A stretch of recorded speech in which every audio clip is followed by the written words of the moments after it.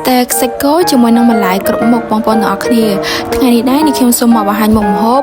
គឺ steak សាច់គោជាដំបូងគឺយើងត្រូវមានសាច់គោផុយហើយយើងប្រឡាក់ជាមួយនឹងប្រេងខ្យងស្ករសអំបិលហើយនិងប៊ីចេងអញ្ចឹងណាបងប្អូន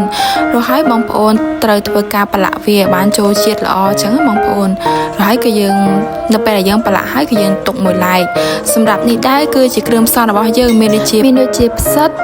ការ៉ុតហើយនិងម្ទេសប្លោកសម្រាប់ជំហានដំបូងបងប្អូនត្រូវធ្វើការចិតជាមួយនឹងម្ទេសប្លោករបស់យើងគឺយើងត្រូវចិតវាជាចំណិតល្មមហើយ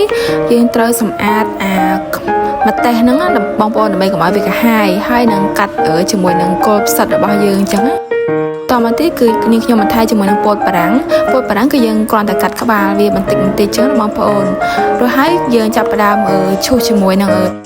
រត់របស់យើងឈូសសបកវាចេញឲ្យស្អាតអញ្ចឹងបងប្អូនដើម្បីយើងត្រៀមធ្វើការហាន់វាជាចំណិតតូចអញ្ចឹងដើម្បីឲ្យងាយស្រួលក្នុងការចម្អិនដើម្បីវាឆាប់ឆ្អិនល្អអញ្ចឹងណាគឺបងប្អូនត្រូវការហាន់វាជា3កង់អញ្ចឹងមកដល់គ្រឿងផ្សំរបស់យើងគឺបានហាន់រួចរាល់ហើយនេះដែរបងប្អូនបន្តមកទៀតបងប្អូនត្រូវមានខ្ទះហើយយើងដាក់ជាមួយនឹងអូលីវ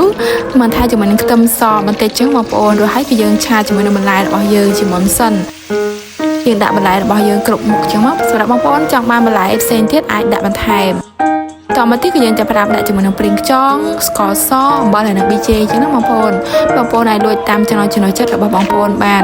តមកទៀតយើងឆាវាត្រឡប់ឡើងឲ្យបានមើលថាញាប់ល្អហើយឆ្អិនល្អហើយសូមបងប្អូនដាក់ជាមួយនឹងខ្ទះស្អាតអញ្ចឹងបងប្អូននេះខ្ញុំគឺឆ្នៃទេបងប្អូនគឺនេះខ្ញុំឃើញខ្ទះនឹងវាទំនងគឺដាក់យកលើខ្ទះហ្នឹងតែម្ដងដើម្បីយើងញ៉ាំទៅបានក្តៅសូមបងប្អូនចាប់ផ្ដើមអាទឹកដែលឆាដែលយើងសល់ហ្នឹងបងប្អូនគឺយើងដាក់បន្ថែមជាមួយនឹងខ្ទឹមសយើងដាក់ជាមួយសាច់ដែលយើងបានប្រឡាក់ហ្នឹងគឺយើងចៀនវាសពតល្មមអញ្ចឹងបងប្អូនសាច់គោគឺយើងអត់ដាក់តម្រូវឲ្យឆ្អិនពេកទេបងប្អូនគឺថាឈាមគឺវាបើកម្លាំងយើងមួយយ៉ាងអញ្ចឹងណានេះដែរគឺយើងចាប់ផ្ដើមហាន់អញ្ចឹងណាបងប្អូនគឺយើងជ្រើសរើសយកសាច់លាយខ្លាញ់អញ្ចឹងគឺតែញ៉ាំទៅឆ្ងាញ់ខ្លាំងមែនទែនហើយនឹងសាច់ផុយអញ្ចឹងណាបងប្អូនមើលតែថាយើងហាន់រួចរាល់ហើយគឺយើងដាក់ជាមួយនឹងខ្ទះរបស់យើងណានេះដែរគឺមុខម្ហូបនេះដែរគឺយើងត្រូវការញ៉ាំក្តៅចេះបងប្អូនដើម្បីឲ្យវាឆ្ងាញ់ហើយកុំឲ្យវាឡើងខ្លាញ់នៃសាច់គោរបស់យើងអញ្ចឹងបងប្អូនគឺនឹងខ្ញុំដាក់ក្តៅតែម្ដងសម្រាប់បងប្អូនដែលតើបានធ្វើមុខម្ហូបនេះគឺថាបងប្អូនអាចសាកបានគឺញ៉ាំទៅបើកម្លាំងខ្លាំងមែនទែនសម្រាប់បងប្អូនដែលតាមដាននៅវីដេអូនេះសូមជួយ Subscribe ម្នាក់មួយដើម្បីជាកម្លាំងចិត្តនៅវីដេអូបន្តទៀតសម្រាប់បងប្អូនដែលមានចម្ងល់អាច comment នៅខាងក្រោមឬក៏មានវិធីសាស្ត្រផ្សេងអាច comment នៅខាងក្រោមដូចគ្នាសម្រាប់នេះខ្ញុំគឺ